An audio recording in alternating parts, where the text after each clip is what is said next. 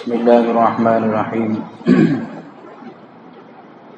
الحمد لله الذي هدانا سواء الطريق وجعل لنا التوفيق خير رفيق والصلاة والسلام على من أرسله هدى ونورا أما بعد فأعوذ بالله من الشيطان الرجيم بسم الله الرحمن الرحيم والمؤمنون والمؤمنات بعضهم أولياء بعض يأمرون بالمعروف وينهون عن المنكر ويقيمون الصلاة ويؤتون الزكاة ويطيعون الله ورسوله أولئك سيرحمهم الله إن الله عزيز حكيم صدق الله العظيم. وقال رسول الله صلى الله عليه وسلم أول صلاح هذه الأمة باليقين والزهد وأول فسادها بالبخل والأمل أو كما قال عليه الصلاة والسلام. اللہ تعالیٰ کے بہت سارے احسانات میں سے بہت بڑا احسان کہ اللہ تعالیٰ نے لوگوں کے دلوں میں ہمارے بارے میں حسن ظن ڈال رکھا ہے. ہمارے عیبوں پر اللہ نے پردہ ڈال رکھا ہے، اس لیے لوگ ہمیں اچھا سمجھتے ہیں، لوگ ہمارے اٹھنے بیٹھنے کو اچھا سمجھتے ہیں، ہماری محنت کو اچھا سمجھتے ہیں، جس کی وجہ سے کبھی ہمیں بھی دھوکہ ہوتا ہے کہ ہم بھی اچھے ہیں. حاجی امداد اللہ مہاجر مکی رحمۃ اللہ علیہ فرمایا کرتے تھے، اگر اللہ تعالیٰ اپنے ستاری کا یہ پردہ چاک کر دے تو کوئی ہمارے پاس بیٹھنا تو بہت دور دیکھنا بھی برداشت نہ کرے. یہ اللہ کی بہت بڑی نعمت ہے کیونکہ لوگوں کے دلوں میں ہمارا حسن ظن ہے.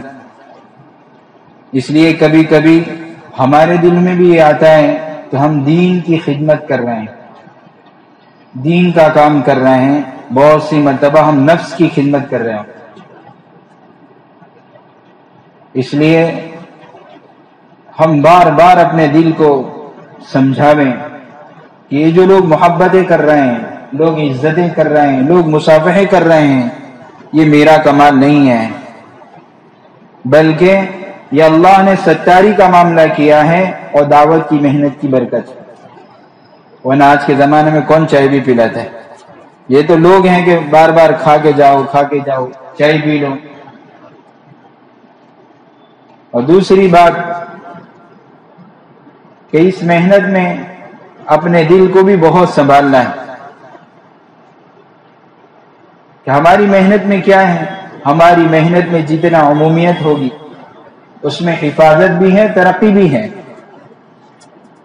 خاص طور پر ہمارے مولانا سعید احمد مکی صاحب رحمۃ اللہ علیہ ان کرسیوں سے بہت ڈرایا کرتے تھے، اور ہماری محنت کرتے کرتے کرتے کبھی ہمارے دلوں میں بھی آتا ہے، شیطان ڈالتا ہے کہ بیرون وقت لگ گیا، 4 مہینے لگ گئے، ذمہ دار ہے، ہلکے کا استعمال نہیں ہو رہا ہے.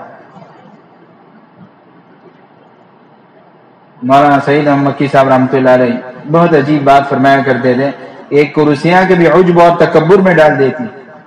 اسے ہماری حفاظت کا ذریعہ کیا ہے؟ ہماری حفاظت کا ذریعہ روزانہ مشورہ ہے، روزانہ تعلیم ہے، روزانہ 2.5 گھنٹے سے 8 گھنٹے تھکو.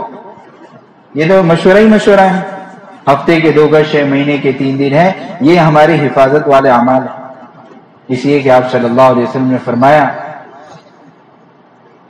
ان اخوف ما اخاف على هذه الامه منافق علیم اللسان. مجھے اس امت میں سب سے زیادہ ڈر منافق کا ہے. کون سا؟ تو کہ علیم اللسان، کہ زبان کا تو ماہر ہو لیکن عمل سے کورا.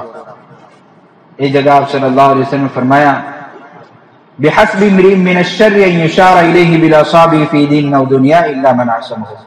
جب اشارے ہونے لگے یہ ہمارے حلقے کے ہیں، یہ وہ ہیں، وہ فلاں ہیں، یہ ذمہ دار ہیں، پرانے ہیں، تو پھر حفاظت بہت مشکل ہو جائے. الا من عصمه اللہ، اگر مشورے سے طے ہیں تو پھر اللہ حفاظت بھی کر لے. لیکن ہمارے اندر کے ناپاک جذبے اور چالاکیاں نہ ہوں. اور تیسری روایت ہے جس پر مالک بن دینار رحمۃ اللہ علیہ بہت رویا کرتے تھے، ما من عبد يخطب خطبة الا الله عز وجل سائله عنها ما اراد بها. اس روایت کو پڑھ کر بہت روتے تھے مالک بن دینار رحمۃ اللہ، کہ تم کو کیا لگتا ہے کہ اتنا بڑا مجمع ہماری بات سن رہا ہے تو ہماری آنکھوں کو ٹھنڈک ہو رہی ہوگی کہ اتنا بڑا مجمع واہ واہ کرے گا؟ ارے بھائیوں، جو کرسی پر بیٹھے گا، جو حلقے کا ذمہ دار ہوگا، جو پرانا ہوگا، قیامت کے دن اللہ اس سے پوچھیں گے ما اراد بہا، کس نیت سے کرسی پر بیٹھے تھے؟ پھر کہتے تھے قیامت کے دن مجھے سوال ہونا ہے ما اردت بہ، تو کس نیت سے بیٹھتا تھا اتنے مجمع میں؟ یہ سوال مجھے بھی ہوگا، کیا تمہاری واہ واہ مقصود تھی یا علم کا دھانک بٹھانا مقصود تھا؟ اس لیے بہت ڈرنے کی بات. اور یاد رکھیں اللہ کے نبی صلی اللہ علیہ وسلم معراج میں جا رہے تھے، بعض لوگوں کو دیکھا کہ تقرض شفاہم بمقارض من النار، بعضوں کے ہونٹوں کو آگ کی کینچیوں سے کتری جا رہے ہیں. کس سے؟ ہونٹ پر تو ایسے بھی کچھ لگتا ہے تو بہت تکلیف ہوتی ہے، یہ تو کینچی بھی کون سی؟ اللہ کے نبی صلی اللہ علیہ وسلم نے پوچھا اے جبریل یہ کون ہے؟ تو فرمایا یہ تمہاری امت کے وہ لوگ ہیں یامرون الناس بالبر، لوگوں کو تو سمجھاتے تھے لیکن خود عمل نہیں کرتے تھے. بہت ڈرنے کی بات. اسی طرح قیامت کے دن ایک آدمی ہوگا جس کی اوجڑیاں جو کہتے ہیں وہ نکل کے پھیلی ہوئی ہوگی، جیسے ہمارے یہاں پہ ابھی تو گنے کے رس کے لیے بیل چلتے، وہ تو گدھے تو ختم ہو گئے، اب دیکھنے کو نہیں ملتے، لیکن ابھی کچھ جگہ باقی ہے، وہ گنے کے رس میں گھومتا ہے وہ بیل، ایسا گھوم رہا ہوگا. پوچھیں گے کیا ہوا، کیوں ایسا؟ تیری وجہ سے تو ہم جنت میں جا رہے ہیں.